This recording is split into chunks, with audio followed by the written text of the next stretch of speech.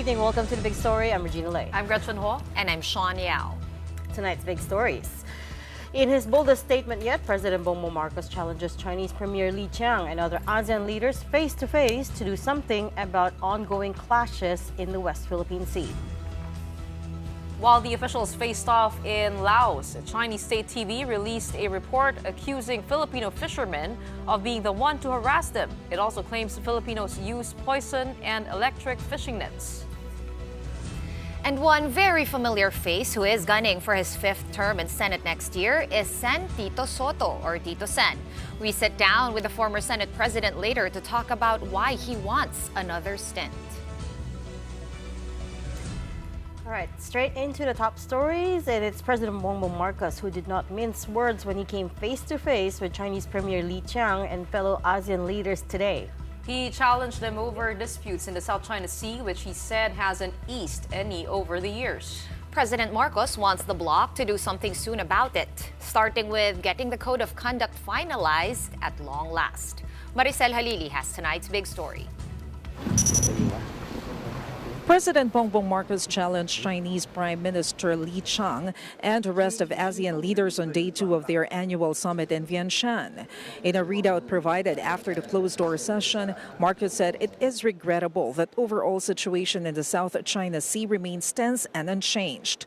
With the Philippines always being subjected to intimidation and harassment, he went on to say parties must be earnestly open to seriously managing differences and lamented that a concept as basic as self-restraint in disputed waters was not even something shared by everyone. Again, he said this while Chinese Premier Li Qiang was in the room. The president also brought up the long-stalled regional code of conduct. The idea of a COC was broached as early as 2002. It is supposed to set up guidelines for claimant territories on how to go about settling disagreements in the strategic waterway. It was only in 2018 when ASEAN and China formally started negotiations on a maritime code. The major points of contention revolve around 2 questions. Should it be legally binding? And should non-claimant nations first secure permission before conducting activities in the South China Sea? For President Marcos, something must be done, and soon. He also recounted before the Chinese premier and other ASEAN leaders incidents of the Chinese Coast Guard attacking Filipino vessels with water cannons. Marcos rebuked such actions that even the international community has taken notice of and believes should never happen again. Aside from the ASEAN-China summit, leaders also attended a closed-door retreat session. Documents that came out of that meeting noted bolder, more challenging statements from Marcos. He called on his audience not to turn a blind eye on the aggressive, coercive, and illegal actions of an external power against an ASEAN member state like the Philippines. Such behavior, he said, is against the political and economic union's purpose of keeping the region together, adding that, quote, silence in the face of these violations diminishes ASEAN. Marcos reiterated that the Philippines is only after rules-based order. Right after the sessions, the president was asked what he talked about, but he wouldn't give details. It is improper for me to disclose anything that was mentioned in the closed session. We leave it to the chairman and his staff to decide what should be publicized. For News 5, Maricel Halili, We Are One News. Now, while all that was happening in Laos, Chinese state TV released a contentious report accusing Filipino fishermen in the Scarborough Shoal of being the ones to harass them. Brian Castillo reports. In a report on CGTN, a Chinese government-run news channel, Chinese fishermen claimed that they were harassed by Filipino fishermen in Scarborough Shoal, or what China refers to as Wangyan Island. One Chinese fisherman also claimed that Filipinos use poison to catch fish in the shoal, and that this method has led to dwindling fish populations in the area. 都在插的没有好的，他们以前的打鱼啊，很多鱼都来这个虎口这里夺鱼啊，放毒的、投毒的，是这样的。菲律宾人吗？是菲律宾人了吗？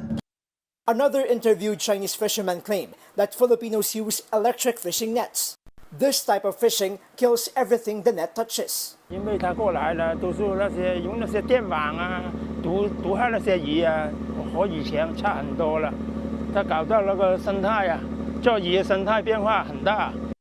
The report also insists that it is the Philippines and not China that instigates or provokes maritime incidents in the West Philippine Sea. 我们出海每个航都，他们基本上都会过来一些侵扰啊。 For the most part, the Philippine Navy dismissed the report, saying it's all part of deceptive messaging to portray Filipinos as violators of international law. The Navy went on to say that all actions by the Philippines in the West Philippine Sea are always within the bounds of domestic and international law, unlike China, which continues to shadow, harass and ram, and water cannon Philippine ships inside the Philippine Exclusive Economic Zone. Fishers Group Pamalakaya also angrily rejected the CGTN report. Walang batayan at naglulubid ng kasinungalingan. Walang kapasidad ang mga mahingisdang Pilipino na gawin ng mga Chinese fishermen yung paratang nila. Ang konklusyon ko dito sa pahayag ng isang official ng Chinese Coast Guard ay para baliktarin yung ginagawa nila sa mga Filipino fishermen. To date, Chinese vessels continue to swarm various features within the Philippines EEZ. In Pag-asa Island, 22 Chinese Coast Guard and maritime militia vessels were spotted anchored near the island, against one Philippine ship. A number of Chinese vessels have also been spotted anchored at Sabina Shoal. For News 5, Brian Castillo, we are One News. In other news, a key associate of the embattled Kingdom of Jesus Christ founder Apollo Kibuloy has given in and struck a plea deal with the United States in exchange for pleading guilty. The Department of Justice says that could speed up their case against Kibuloy. Camille Samonte with the details. One of Pastor Apollo Kibuloy's co-accused in his trafficking case in the United States has agreed to plead guilty to fraud in hopes of securing a reduced sentence. According to a court record released by the U.S. Department of Justice, KOJC Administrator Marisa Duenas confessed to arranging fraudulent marriages between Philippine KOJC members and U.S. citizens in order to obtain legal immigration status for Filipino church members. Part of her job is to secure fake passports and immigration documents for members so they can fly out to the U.S. to solicit money for KOJC. Her pleading guilty to escape harsher penalties comes as a fresh blow to the detained church leader. Here in the Philippines, the Justice Department says Duena's plea deal could help ongoing cases against Kibuloy. This is a welcome development for the Philippine government, but there needs to be steps taken for us to introduce that evidence here in the Philippines as well. Senator Risa Hontiveros, who chairs the committee investigating KOJC-linked crimes, also welcomed this development. Palapit na ng palapit ang araw ng pagkamit ng hustisya para sa mga biktima ng krimen ni Apollo Kibuloy. I also hope that Ms. Duenas, given her position in KOJC, would be open to participating in our continuing investigation on the various allegations of abuses and criminal acts by Kibuloy. The DOJ meanwhile slammed news that Kibuloy had filed his COC for senator. But itong pag-file niya ng Certificate of Candidacy for Senate is a dare to the government to do something fast.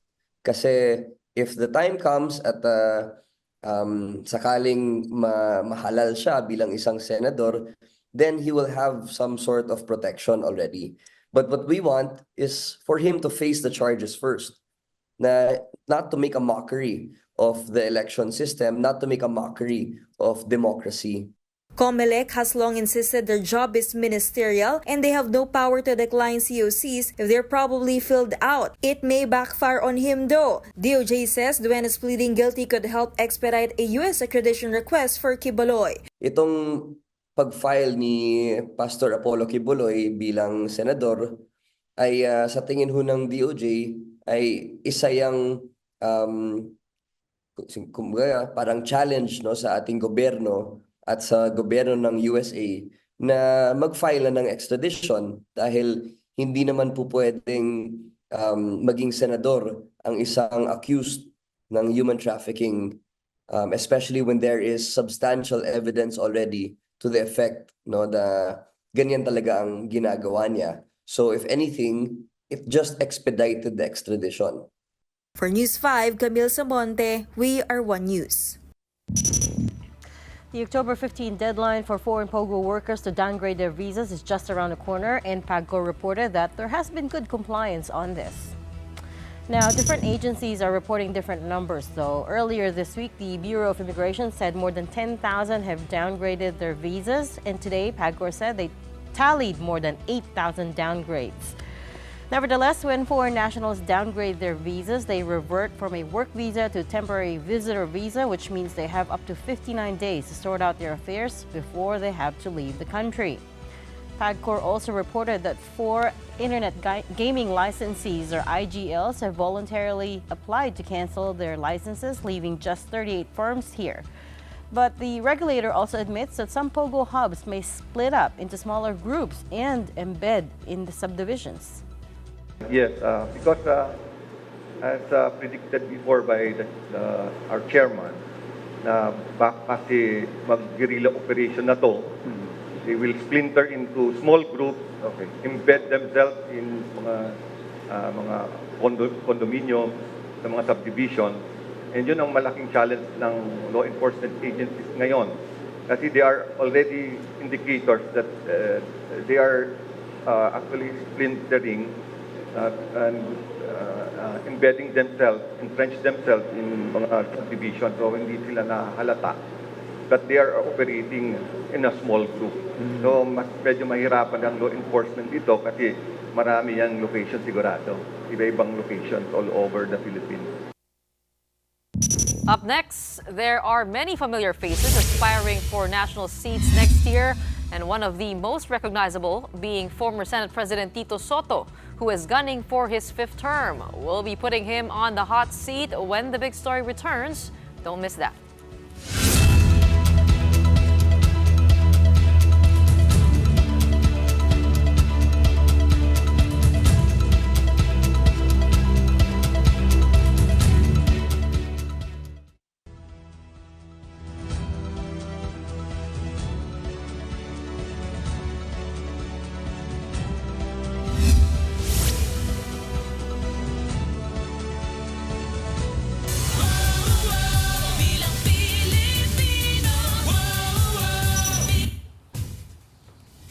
You are still watching The Big Story here on One News. That's right. Missed that. Okay, just a quick update now on the COC numbers. Let's take a look. COMELEC has been receiving more filings from the field offices, which has brought the total number of aspirants to 4,801 across local and national positions. And again, that's for just 18,280 seats nationwide. Okay, so there's a figure missing in that number, but it should be 44,801. The number for Senate hasn't changed, still at a record high, 183 filers for just 12 seats. The nationwide tally for seats in the House of Representatives hasn't come in, but at least in the NCR, we're looking at 86 filers so far. And COMELEC is aiming to have a final list for printing ready by December 13. Meanwhile, Chairman George Garcia says although debates aren't mandatory, candidates should still try to do them. Sana po ipakita natin na hindi tayo takot na humarap. Nag-file nga po tayo ng candidacy, hindi tayo takot na mag-file ng candidacy. Di how much more yung humarap na lang sa sambayanan at iparamdam, ipakita sa kanila na may pinapanindigan kayo. One candidate who says that she is ready for debates is re-electionist Senator Amy Marcos. She spoke to her 1PH sister program sa Totoo Lang this afternoon about a number of issues, including the recent Sandigan Bayan decision to junk the 276 million peso ill-gotten wealth case against her family. Pasalamat kami na sa wakas matapos ang 38 years na hatulan na ito at naipakita na talagang walang ebidensya itong mga sinasabi nila. So, maligaya naman ako kahit napakatagal. Ang tagal 4 na dekada na Nakakainip na sa totoo lang. At yun, tinutukan naman nila at maraming salamat sa ating Panginoon. Nadaan naman sa dasal kahit paano. Senator Amy, who was included in the administration slate but infamously withdrew and opted to run as an independent, says that friends in local government have been inviting her to join them. Hindi ko pa na-figure out. Hindi ko pa alam. marami naman sa awa ng Diyos, marami naman tayong barkadang lokal at kinukumbida naman ako. Oo, titignan natin kung paano. Tinanong kasi niya, bibira ka ba sa administrasyon? Kasi hindi naman ako sang-ayon sa lahat na nangyayari. Abay, sabi ko, hindi naman kita binibira kahit kailan. Yung mga manggagatong dyan, ayan, talaga hindi ko matiis.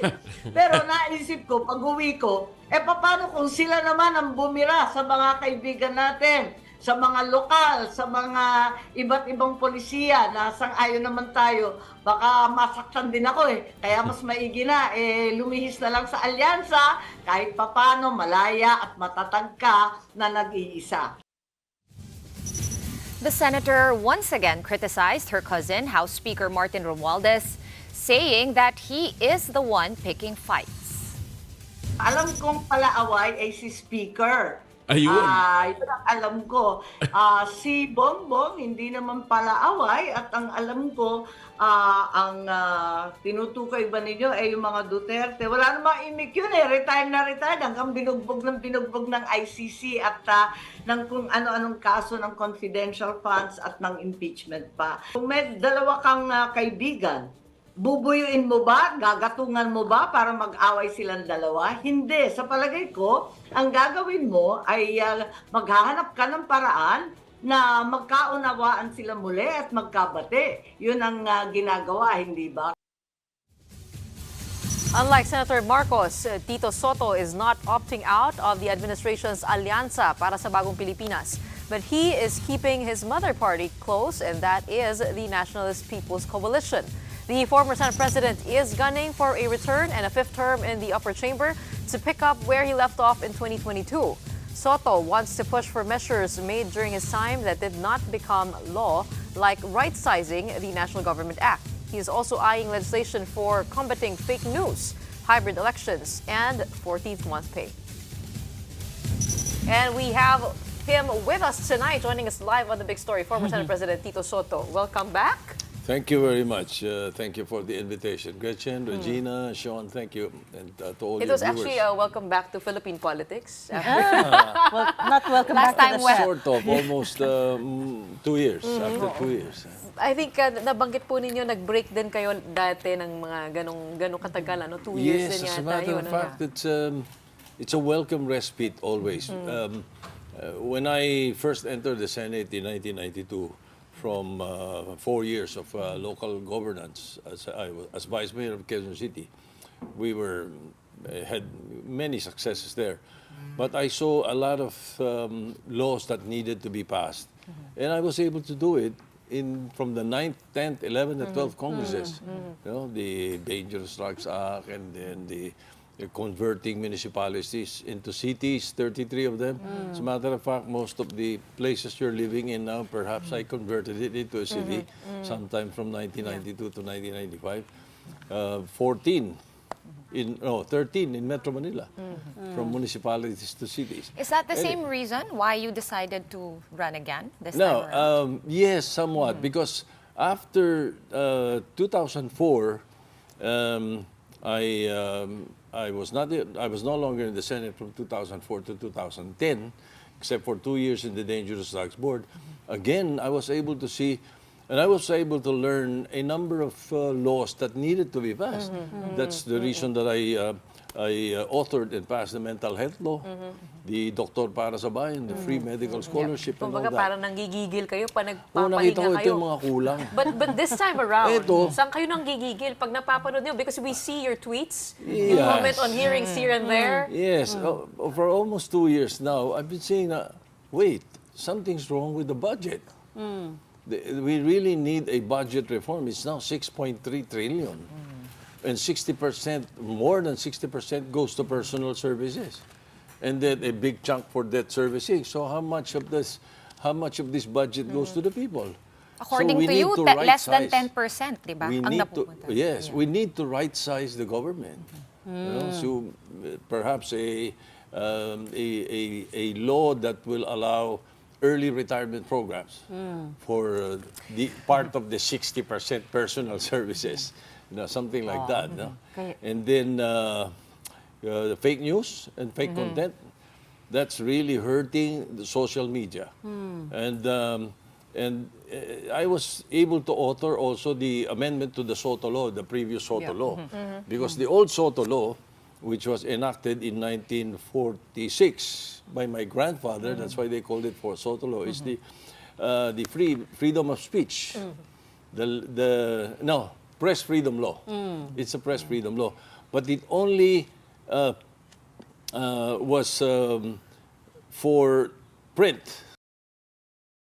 All this time, it was for print media. And so, so in the 16th, 17th Congress, I was able to amend it and make it, that includes you now, broadcast media, online, and digital, and radio, television included. Let's come back to the, let's tackle the issue one by one. Coming back to the right sizing. So, kaya pala, that's one of the pet bills that you want to come back to, because you think the budget is overinflated. 63% go to personnel.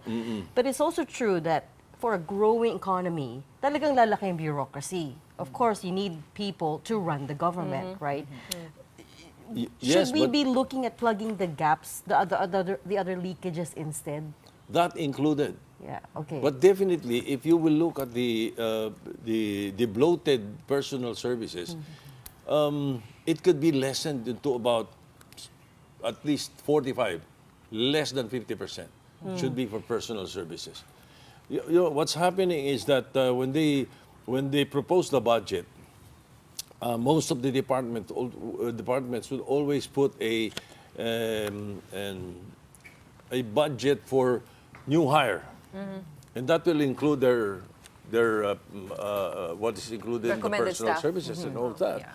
No, allowances and all that stuff. So, but then at the end of the year, it's not used. So it goes to unused. And that's the reason that Senator Lacson and I, before, were pushing for a budget reform advocacy, because there is an average of 328 billion pesos unused every year in the last 10 or 12 years. How do you think, capacity. How do you think your colleagues will react to that? If you push for budget reforms, sometimes it's not very popular. But you're also, of course, you were also the majority leader, you were also the Senate President, so I'm sure kaya niyo pong laruin, di ba? I think it's a matter of explaining it to them, explaining why they should support it. In the Senate, or even in Congress, you have to master the art of compromise. Somewhat. And do you have any thoughts on what's going on? So, ang pinag-aawayan right now is the OVP budget, right? So, the OVP budget is now in Senate for deliberation. You saw what happened in the House. It became a huge contentious issue. A few things that happened. What is when you were watching it? What was going through your mind? Well, again, it's a matter of perhaps of information and tradition that has been followed in Congress and in the Senate for all these years. We never take up a budget of any department if the head of department is not present. It's always the case. It's a tradition. So with the Vice President not attending, I can't blame the House for acting that way. Pero sir, si President Marcos then, he doesn't attend. So it's parliamentary courtesy for OP and OVP. The President is always exempted. Okay, so the only exemption should be President. Even all these years, the President has never been invited to attend the budget deliberations or budget. So si ES Bersamin lang. So that's enough. Everybody else has to attend. The exemption is only for the President. No one else. It's only the President. One thing that's hanging, after all of this, when the Senate hearings resume, when the Senate resumes, is the possibility of impeachment against the Vice President. Where are you on that? Do you think that the failure of her office to respond to COA's notices on disallowance is an impeachable offense? Well, as much as I'm not in the Senate right now, I may give my comment on it, because if I were, I would say that I will not. Because It's a good thing we have you now. The impeachment court. And then they will call you when you're in the Senate again. I don't think they will impeach her in the House of Representatives. I mean, In the lower Congress, house. In the lower house. Yes, I don't think so. And then it won't reach I don't Senate. think so. I don't think that is enough. What do you call this? The allegations that are... Well, yes, allegations or the discrepancies would be enough to come up with an impeachment. That's my opinion. Of course, it's the opinion of the congressman would be probably different, but that's the way I see it. Okay. Sticking to the budget still and all the issues that have cropped up since all these hearings on the OVP budget, actually, Tito Sen, marami ring lumalabas na other issues like unprogrammed appropriations, all these things, right? Exactly. It all falls into the same crack. It all falls in the same crack. It's budget reform. When you say budget reform, it's not just because it's bloated. It's the way you use the budget.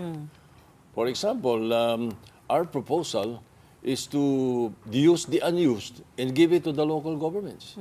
If you give 1 billion pesos per province on top of their IRA and on top of their budget and limit it to agriculture, livelihood, and infrastructure, you will be creating jobs all over the country. And that's only 82 billion. Why do we have so much unused funds?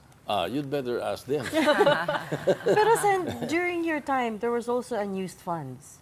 Oh, yes, they were. What was happening during your time? And we try our best to be able to come up and make sure it's back in the general fund or it's removed in the next in the budget next year. That's why when I say average, there were times it was over 500. Okay. Oh, Your thoughts on what happened to PhilHealth? Yung excess funds nila nilagay sa unprogrammed appropriations, binalik sa ano? I think it is a very big mistake. PhilHealth should be answerable to all this because if you recall, I was head of the committee of the whole, as Senate President, that investigated the PhilHealth in all the allegations against them then. And we submitted to the Ombudsman. I think the Ombudsman practically carried the recommendation that I gave in the committee report and charged the people behind But this. isn't it Congress that inserted the provision that could happen? Yeah. Na pag may excess fund, pwede siyang i-remit back to Treasury? As I said, I think it's a mistake. I think it's a mistake. You should not do that. I think PhilHealth should be able to use that 89 billion to either lessen the contribution or to expand the coverage. You know, cover other illnesses. Yeah, actually, those That's are the what only it's mandate. for. Yeah. But there's only two mandates. Lower the fees or increase the membership. Yung isa pang issue before we leave the budget, the reform segment of this conversation, Tito Sen, no, yung MUP.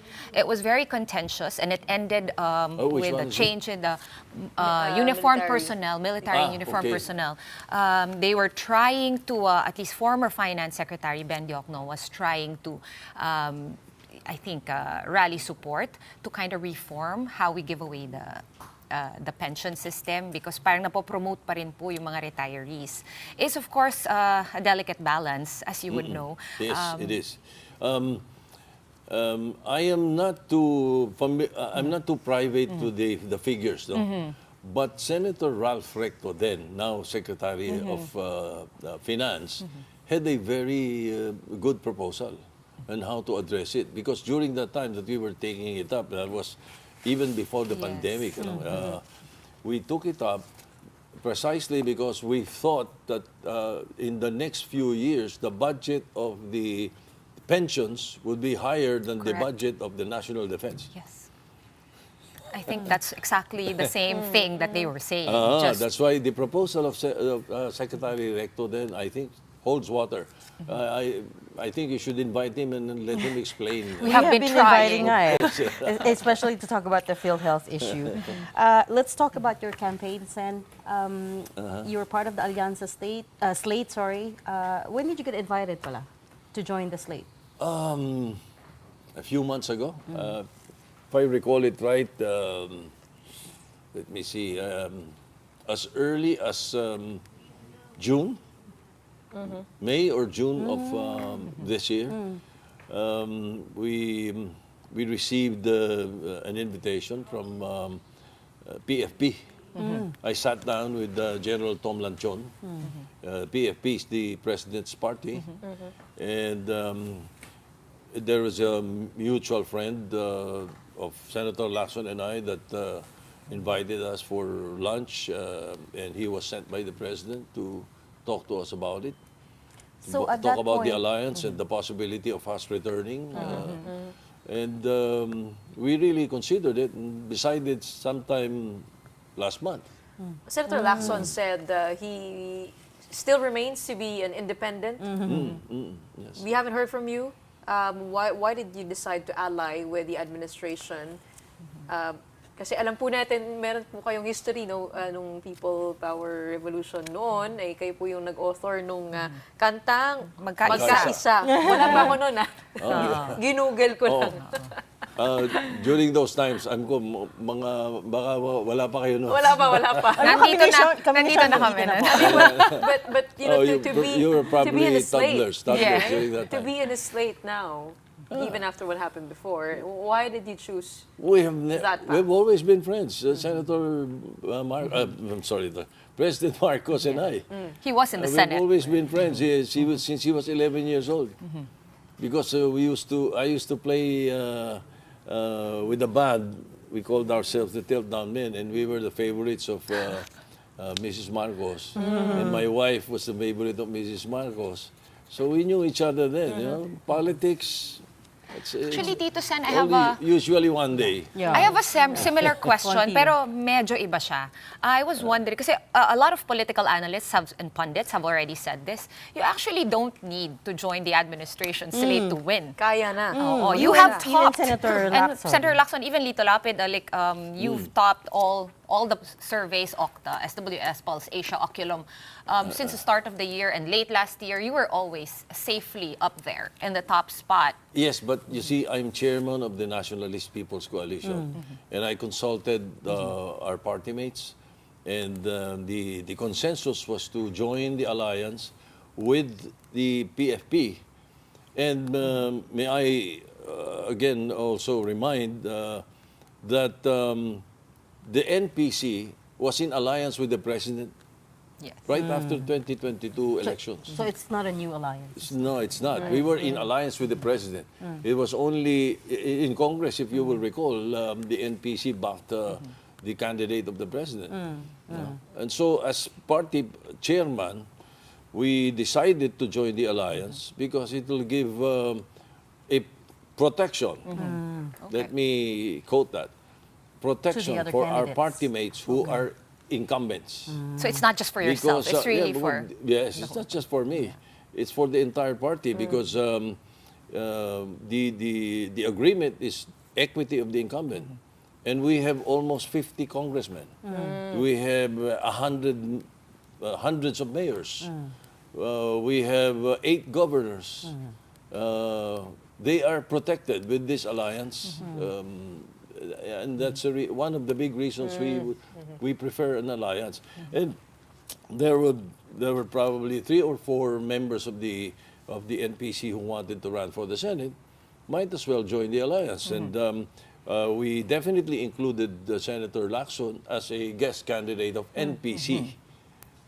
He was not a member of the alliance until we made him a guest candidate or an honorary member of NPC. You're also very quickly, you're in a very unique position because I know from the last administration, you were also on very good footing with the Dutertes. You seem to be also very good friends with the Marcoses. Now that that love team has broken up, how are you planning to position yourself? I think that's the most difficult question It is. at this point because we remain friends.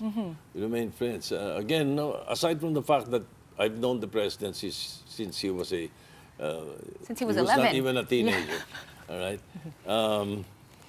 He was in the Senate for 6 years, and I was his majority leader for 6 years. You know, so, and then President Duterte, we met in 1988.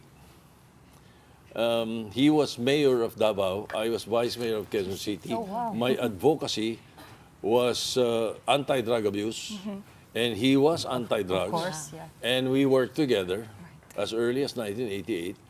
His vice mayor became my vice president for Mindanao when I put up the Vice Mayor's League in 1990. So I would be caught between the two friends. But I remain their friends. They remain my friends, as far as I know. So then, how is that going to work if, say, you do get into the Senate again, and then you get elected Senate President once again? And then at which point you would have to make a stand on certain things. For instance, the drug war hearings, EJ case. I always make a stand for the right, for what I think is right, no matter who gets hurt. You can trace my record from the 90s to the present. So you will remain independent, Switzerland, so to speak. I would always want the Senate to be independent-minded. We should always be independent. It's the last bastion of democracy as called by the oldies that I have been with. I have been with the olds. You know, it's a good thing. I was lucky enough to be with Senator Bobby Tañada, Neptali Gonzalez, Ernie Maceda, Boy Herrera, Gerson Alvarez, Joey Lina, Bert Romulo. I was their boy. Yeah. I was their prodigy. I learned a lot from these people from 1992 to 1998. With what you've seen on the ground, whose drug war do you agree with? I have my own drug war. Somewhat there are points that were used by President Duterte. There are points that are being used by President Marcos now. But I have a bill that will renovate, shall I say, the Dangerous Drugs Act of 2002. It's in the law that I made. I principally authored that law, by the way. It should be reviewed every 5 years. And what does that say? And my review is that we should make the PIDEA into an authority instead of an agency. Presidential, not Philippine Drug Enforcement Agency. We must make a Presidential Drug Enforcement Authority. Okay, what does that do? We must put the 4 major concerns into one umbrella. Enforcement, prosecution, rehabilitation, and prevention. You know, who does prevention? Should be DepEd. Who does rehabilitation? Should be DOH. Who does prosecution? It should be DOJ. And who does enforcement? PNP. There should be an authority that would be able to oversee this. For right now, it's segregated. It's all enforcement on PIDEA, PNP Ano po yung sometimes. challenge doon pagka magkakahiwalay siya? Oh, mabigat eh. But if there's an authority over these, you know, I guarantee you it will be the drug war will be better. It will not be only against drug pushers. It will be for the drug, drug users, drug abuse. You're rehabilitating that side, yes, cutting down because on the I always pushers. believe that the day we stop buying is the day they stop selling. Nobody buys. So Who will sell? The demand side. Yeah, demand side. Fix the demand One side. other issue that where former President Duterte and President Marcos are complete opposites on is foreign affairs, right? So obviously, former President Duterte fully embraced China. President Marcos aligned ourselves with Washington. So ibang-iba yung approach nila. Again, if you were in the Senate and you had to take a stand, Which one looks better to you? I will push for the passage of my bill that I filed before the end of the 18th Congress, which is creation of the establishment of the Philippine Maritime Zones. Ay, Yes. it's moving. It's moving. Yeah. I think it's under Senator Tolentino We were talking now. to Senator Yes, Tolentino. but we should pass it, and it should be defined. We should not just rely on UNCLOS, and we should not definitely not rely on the 9-dash line. We must have our own whatever dash line. But do you With agree? creation of the maritime zones, I principally authored that. Whatever law they're taking it, whatever bill they're taking it up, I'm sure they got it from the law that I filed. But do you agree on the temperament of this government when it comes to dealing with China and all the encounters out at sea? I'm not really too familiar on how they're handling it, but I think everything should always be acted diplomatically. It's very difficult to be tough. When you're small, it's very difficult to be tough. You have to be wise. Well, let's go back to the You negotiating have to be table. smart, yes. What? Go ahead. There's more allies now, though. A lot of other countries, the U.S., apart from the U.S., UK, Australia, Japan, South Korea, maybe not ASEAN, but France as well, have committed to help boost defense capabilities for the Philippines. It's good right? protection. Yeah. So I say so it's parang good collectively, we're protection. bigger. It's kumbaga sa ano, you have a big brother watching out, and you know the other big guy does not just trample on you. Where were So you that's good enough. during? Where were you on with the former president's foreign policy being quite close to China, trying to be friendlier to that side? Ano po yung tingin niyo doon? Economically, Is that correct? economically, that was fine with me. But as far as the what do you call this? The South China Sea, West Philippine Sea issue. Iba kasi yun. Medyo no. But economically, I'm you were more on the preserving what's ours is ours. Kind of related to that is the issue of POGOs naman. Yeah. Started, can I say started? I mean, the idea has been around for a while, but the bill to tax them happened under former President Duterte, and they really proliferated during the pandemic, right? 2019 The bill to 2022. the bill actually, and I was part of You were part of that we Congress. passed that. Yeah. The bill was to tax it because it was there already. Yes. At that time, did you believe in the potential of POGOs? At Beg that your pardon? time? Nung 2020, was it? 2019? Somewhere, 2017, sometime, I think. that year. Back then, did you believe in the potential of POGOs to help the economy? Yes, we were convinced by the Department of Finance during that time. And our Ways and Means Committee presented a very good picture. That's why we allowed that it be taxed, not knowing that we were not taxing the illegals. So it's an executive department problem. So in hindsight, what would you have done differently with regard to that specific law and plan to tax POGOs, at least the legal ones? We could not have done more. It's either we should have passed it or we did not. If we did not, it will proliferate. It will still proliferate without government earning nothing at all. And there would just be illegals. And do you think that's what's going to happen with a total ban on POGOs now? That everyone will now be illegal. No, I don't think so. If we're Kakayanin kaya strict, to stamp it out? yes, Hindi if ba government is hell-bent on doing that, we should stop it. We should stop it. And if we stop it completely. Do not allow any illegals. Yung baga sa sabong, may mga tupada.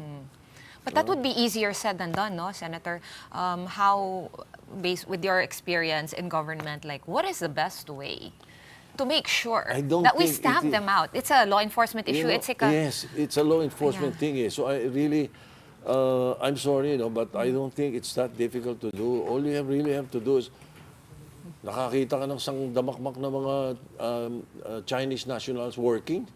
What do you call that? TNT. For an overseas online thing. Of course, wala naman tumatay ang Pilipino doon. Sabi nga nita, kaso may mga krimen na nangyayari dahil doon sa presence nila. So if it's an executive action, the president wants it out, the people wants it out, Totally kaya yan. Kung desidido ang PNP, kung desidido ang enforcement arm, NBI, PAOC, di ba? Desidido, kayang i-wipe out yan. Wala naman dati. Pinayagan lang eh. Bukod po Di dun ba? sa... And then again, there was this issue. I remember I was listening to the radio of TV5, One News, I should say. The other... 1PH, right. This morning, 1PH. PAGCOR should be asked to explain. And not only that, they should be included in whatever committee report is being done because that is practically malfeasance. You know, negligence if you've allowed it and it's happening under your nose. But of course, then baka naman may magandang explanation ng PAGCOR. So government should address Their it. explanation The is executive that- department should address it. Their explanation is that they're only the ones handing out the license. They're not the law enforcement. I remember, Yan ang di ba, we talked pinakabigat to eh. somebody from PAGCOR Alam mo, about this. bibigyan mo ako ng lisensya. Ang itsura dito sa iba, lisensyado ako. O Right. pwede akong magtayo ng iba na hindi mo nakikita. Wala naman daw silang Di ba? capability to monitor. Ayun ang mahirap eh. Kaya, But with the Alice Go mess, what laws do you see need to be tightened up? ayan, that's a very good question. Because also I was tinkering with the idea of review of our enforcement laws, particularly on these issues, because so that the Alice Go incident will never be repeated. No? Dapat yan, we look at the enforcement laws on how to go about it. Paano tayo nakakakuha ng passport na fake? Paano tayo nakakakuha ng birth certificate na fake? Ano ba mga batas natin dito? Pero yun nga yung Those are problema what we natin. should be reviewed. Right, Senator? Our problem has always been that mahina tayo sa enforcement ng mga existing laws. Usually, kung may problema tayo, we already have a law, and I'm sure you know this, that we just need to enforce properly or strictly.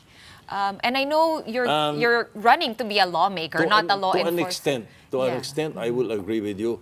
But to a certain extent, there is this medyo hindi ako masyado na naniniwala because there are laws that right now that are misinterpreted.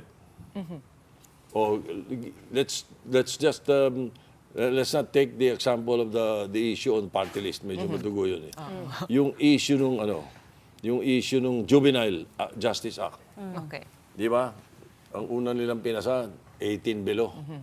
DSWD. Committed a crime. Nagpasa na kami ng, binaba namin yun eh, 15 and below. Naging 12 and below na nga yan. Ngayon, yung 12 to 17, doon, dati, DSWD muna. Pagka nakitaan ng discernment, dapat ikasuhan. Di ba? Ganun yung dati. Itong ginawa namin, baliktad, pasado na yun eh. Ginawa namin, may discernment ka. Yung 12 to 18, may discernment ka. Dapat yun, kakasuhan ka. Patunayan mo ngayon na hindi mo alam yung ginawa mo. Saka ka napasa sa DSWD. Ganun yung bagong batas eh. Hindi yun ang ini-enforce eh. Nami-misinterpret eh. Nagkakalituhan dahil Kaya nga, yes, there are laws, but it's not, sometimes it's misinterpreted. That's why I said earlier, I will agree with what you're saying, there are laws, but I also disagree na yung ano... Oo. Pero sayang naman yung pagod din nyo, di ba? Ilang oras nag-hearing, nag-plenary. Kaya nga, every time, binabanggit ko sa kanila yan, pag minarinig ko sa radio na ini-interview yung police, sabi, hindi, kasi below pinadala namin sa WSD, tinatawagan ko nga yung radio station eh. I really react, no? Like what happened to Congress when they were passing the divorce law. Narinig ko yung mali bilang eh. Galit kayo Ayun, doon. let's talk about divorce. Sabi niyo, trabaho. Yun ang sabi niyo. Kasi ang sabi ng administrasyon ay ng Congress, may administrative error that time. Kaya nabago yung bilang. Ang sabi ninyo, that never happens. That can never happen. That is not legal. Because you adjourned sine die. Tapos the following day, you're correcting it, you're adjourned sine die. Come on. That's a technicality. Ano, hindi sila marunong parliamentary rules? Imposible. Di ba? They know. Kaya lang, nagkamali ng bilang. They thought 126 beats 109 when 20 abstentions. They thought it was a one bill. It was not. But then again, they insisted that it's 130 man daw. Okay. They let the Senate take it up. So But if I am back in the Senate, I will push for administrative process of annulment. So an easier annulment. Wait. So safe to say you are not going to be supporting the divorce bill still. You It's haven't changed your the same. stance. Have you read the bill? I read it. It's the same. It's tedious. It's expensive. Kahit sabihin po, binaba daw sa 50,000. It's tedious, it's expensive. The best thing is what we did with adoption. We passed a law, ginawa naming administrative ang adoption, hindi na judicial. The same thing should be done now. In place of a law on divorce, we should push for administrative process for annulment. Hindi tedious yan at hindi magastos yan.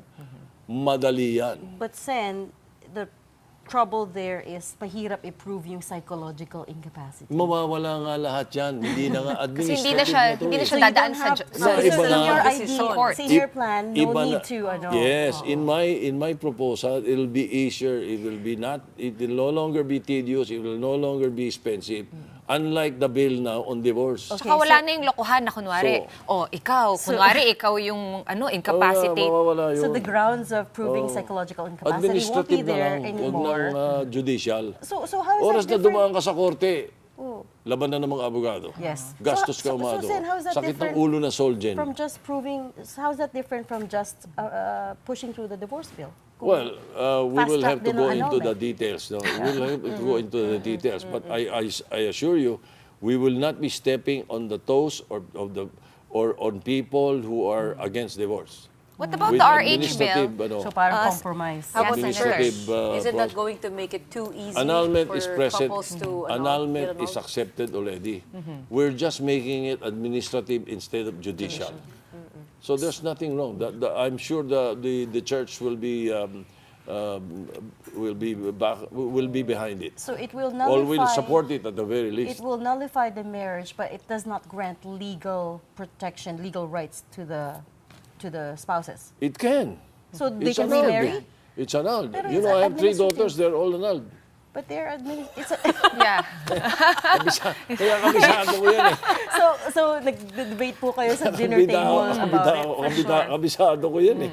Kaya lang po, ganong kahirap yun eh. Tito Sen, itong election, itong halalan na ito, there's been criticism of the seemingly overdrive on political dynasticism. In the Senate, the surveys show that ang posibleng makapasok ay Dalawang Tulfo. Tatlong Dalawang bago. Incumbent Dalawang si Dalawang bago. bago, pero mangyayari tatlong Tulfo, if ever, dalawang Cayetano, tapos dalawang Villar. Villar, tapos merong Estrada Ejercito. I mean, do you feel comfortable with this setup? Almost half of the members of the Senate family magkakapamilya. members. Yeah. And how does that influence legislation? Let me answer that in another way. No? I'd rather not comment on what we have in the Senate right now, or what we might have in the Senate right now. Let me just comment on the issue of anti-dynasty. All right. Depende yan on it to a certain extent. You know, like for example, we tried to pass it in the 9th Congress. The 9th Congress is 1992 to 1995. We need an enabling law. It's in the Constitution, it's in the Constitution, but no, but we need an enabling law. Pretty much like the party list system which we enacted into an enabling law. Yung enabling law, nung dinidebate namin yan, and I distinctly remember it was Orly Mercado who was sponsoring it in the Senate. And I was one of the interpellators. And while I was interpellating, one big question that raised the eyebrow of our Senate President then, Neptali Gonzales, was that, kasi yung tanong ko, ano ba yan? Ang gusto natin dito sa anti-dynasty, anong degree? Ang sagot nga sa akin, second degree of consanguinity. So that means asawa, anak, tatay. Di ba? Yung Immediate. immediate, no? Di ba? Okay. So sabi ko, paano yung kabit? Na hindi nakasagot eh. Teka, sabi Valid ni Orly, point. Hindi, sabi ko, it's really it's a practical question. It's reality. You will prevent my wife from running, but you will allow my mistress to run. Di ba? Yun ang problema. Ngayon, sabi ni Orly, let's put it in the law. Di ba? Okay, ganda solusyon. Baba si Nep.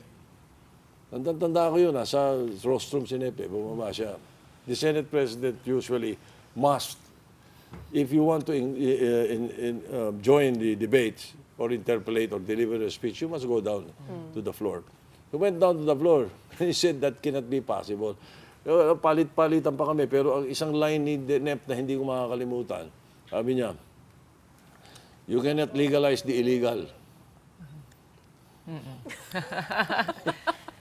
Okay, Misenyas na po si Marie.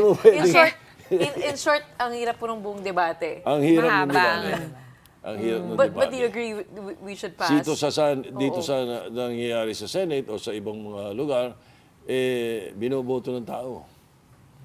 So, yun po yung sinabi ni Camille Villar. Actually, yan ang sinasabi ng lahat.